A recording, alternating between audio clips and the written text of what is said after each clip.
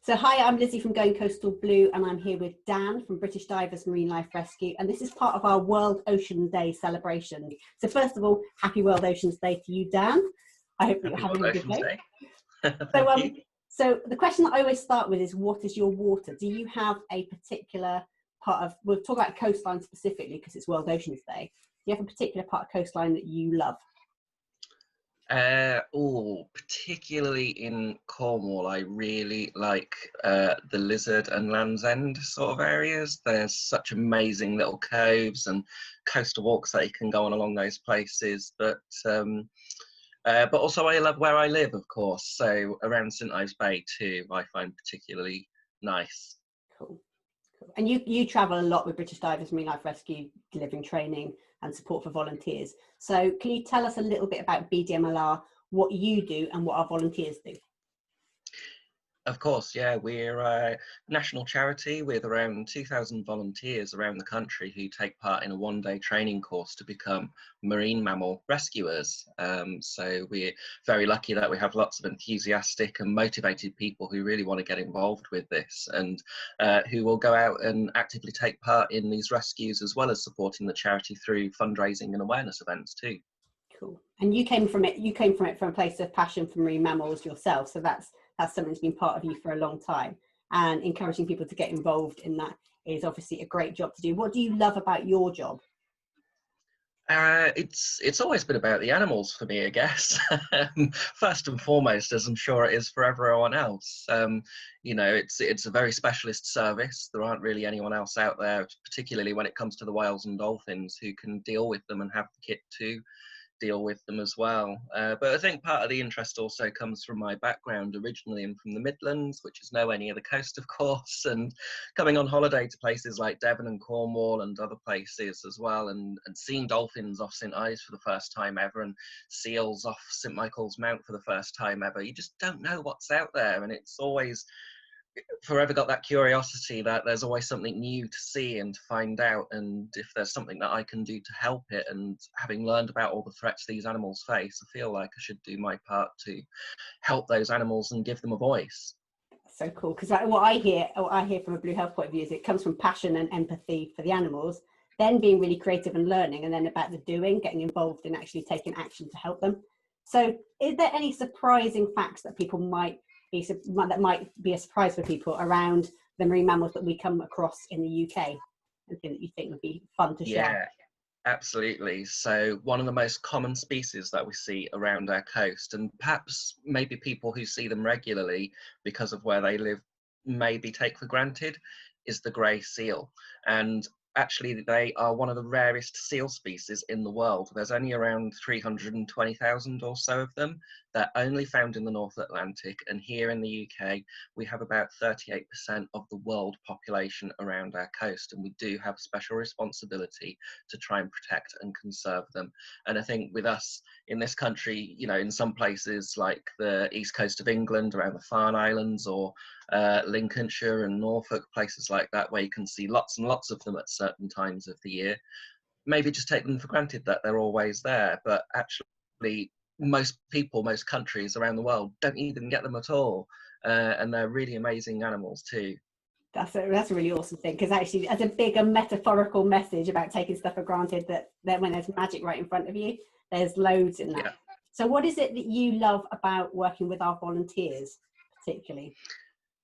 Getting to work with so many amazing people who share a similar passion and similar interests, and I think the real thing that I really like about BDMLR is that essentially pretty much everyone starts out as strangers. You come along on this course with 20 or 30 other people, and you quite often don't know anybody on the course that's there with you.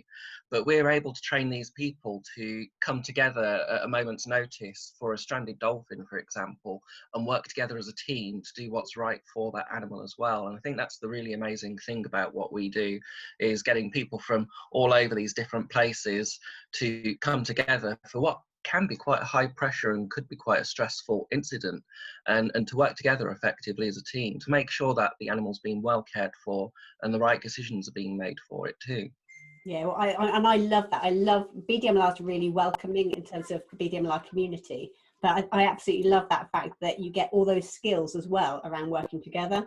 as part of that. Yeah. Is there anything else from a Blue Health Coach point of view? My questions tend to be about what else do you get? What else do you sense that people get from being involved in helping marine mammals, particularly? I'm sure there's lots and lots of things out there, but I'm sure some of the main ones are having the physical ability to actually do something, you know, that's recognizable, that's achievable, and that sense of achievement when you do get to go out to something can help that particular individual animal as well. You know, especially if you're able to refloat a dolphin, which of course doesn't always happen. You know, but if you do get to be involved in one of those, it is such an amazing feeling, and it's part of the motivation why people want to do this. Of course, lots of the animals we deal with are seals. Over 90% of the calls to our hotline are for seals. And for me myself, part of the attraction is actually getting out and going to see places that I've never been to before, that I would never have known about or found on my own if I had not been involved in this, and seeing such beautiful parts of the coast and such beautiful animals at the same time as well. I would never have seen all of these things had I not been involved with BDMLR from the start. And I'm sure that's a similar thing for many other people as well, is getting out on the coast, physically being an active part of protecting and conserving it, and the animals that live in it too. And I think that, yeah, the physical, social, emotional, so many benefits that we get in terms of Blue Health. It's lovely to hear that from your perspective as well. So what are the challenges that you think BDMLR face as a charity? Well, the public awareness of us is growing, but also so is the number of people coming to our coast. So we are getting more and more calls over the years now, and we are getting busier. So our biggest challenge really is to rise to the challenge of responding to that with the volunteer network that we have. So of course, we're planning, you know, more areas where we can do better with training, more equipment that's needed in certain places as well. So it's really important for us to keep on top of that to make sure we continue to be an effective and efficient response service for the marine mammals that are reported to us. So named days like World Ocean Day are really great for that awareness and to highlight the need for things like fundraising for equipment and things. And before we hear from some of our volunteers, what are some of the challenges that you see our marine mammals facing? So when we're saying we're responding to them, what are some of the things that actually we're responding to? So we're getting more and more incidents now of disturbance of animals on the beach as well. So sometimes, in most cases, it's just a seal, a young seal that's on its own on a beach, and oftentimes people seem to think that it needs to be put back in the sea or picked up, or you know, they have to do something with it without really realizing what the best thing is for it. And in some cases, these animals are perfectly fine. Seals haul out to rest and digest their food and sleep, and conserve their own energy as well, so they're not swimming around using up all of their energy as well. So it's really important for seals to be left alone to rest. So if you ever do see one, keep your distance. If you are concerned, call for help rather than approach it and try to do something yourself. Keep dogs under control, of course, so they're not disturbing it as well. You don't always know how your animal's going to react to a seal or something else that it comes across for the first time. So it's really important to get those messages across. But also the disturbance of wild animals that are in sort of safe havens, safe habitats, so seabird breeding ledges or seal haul out sites, for example, as well. Again, more and more people are going to visit these places or have a greater ability to get to them through paddleboarding or coast steering or other activities where larger things like boats can't get into. And more these animals seem to be being affected by these activities getting closer to them, which of course they don't like. And again, it's just getting the awareness and the education out there that these are safe havens for wildlife and we should leave them alone and leave them to do all of their normal things. The best wildlife encounters are the ones that are done on their terms, not ours. And I would totally agree, and I'd say the best environmental encounters are as well. So there's the disturbance, pretty much human interaction, isn't it? It's just whether that's through disturbance or whether that's through littering and not keeping our environments clean and safe for our marine mammals. So there's lots of challenges that they have, despite, you know, even the weather. Lots of different challenges that I know that we respond to. So let's hear from some of our volunteers on World Oceans Day, so that you can put some faces to the name of BDMLR.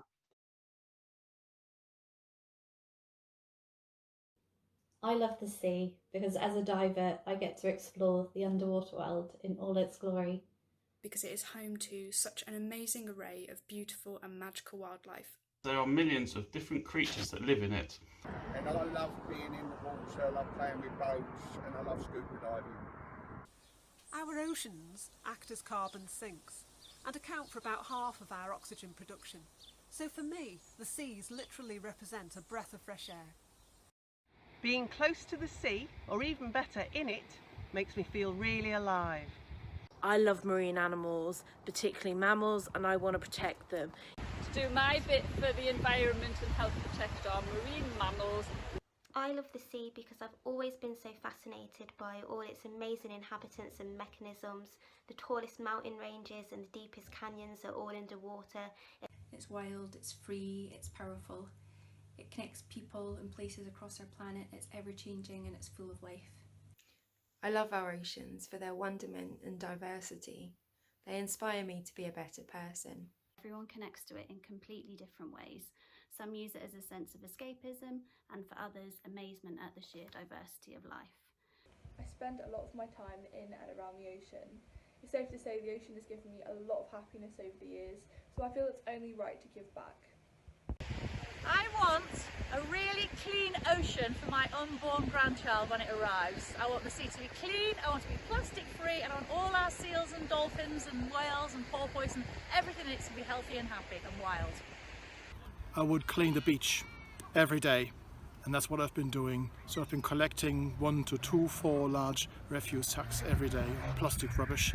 And now we need your help too. Whatever your connection is to the sea, it's important that we keep our oceans safe and healthy. Look after our marine life on our beaches and take your litter home. So do your bit, keep the oceans clean. This World Oceans Day and beyond, make a conscious effort to reduce your plastic use, recycle as much as you can, and pick up litter whenever possible. Please keep our seas clean. Help keep our seas clean. Help keep our seas clean. Help keep our seas clean. Help us keep our seas clean. Let's keep our seas clean. Carry on helping us keep our seas clean. Help keep our seas clean for everyone.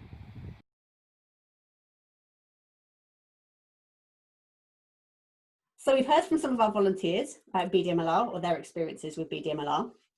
What would you like people to take away from this short video on World Oceans Day? That everyone can be a part of doing something good for nature, whether it's in our blue spaces around our coasts, lakes, our rivers and streams, or if you're not close enough to those, our green spaces as well, our parks, our nature reserves and other places like that as well. They all interconnect, everything is connected together. So one thing that affects something will in some way at some point further down the line affect another thing in another place. For example, with litter, 80% of litter that ends up in the oceans actually comes from the land. It's not all stuff that's dumped at sea. And in many cases, this could be litter that is dropped in the street, that blows into a stream, that goes down river and is washed out into the ocean. And this is where the majority of it comes from. So getting people to understand where these issues start from and that everyone can be a part of trying to help protect and conserve our oceans, particularly when it comes to marine litter. We all play a part, and it's really important for everyone to try and understand that they have the power to be that change. Lovely. And that fits so well with the whole Blue Health ocean empathy piece. The ocean starts at the rivers and streams and we're all interconnected and we're part of the environment, not separate to it. So to wrap this up on World Oceans Day, how can people help BDMLR particularly and get involved? So to help BDMLR, you can join as a marine mammal medic. If you pop onto our website at bdmlr.org.uk, there's a whole page on there that tells you more about what we do on the training day itself and what happens afterwards.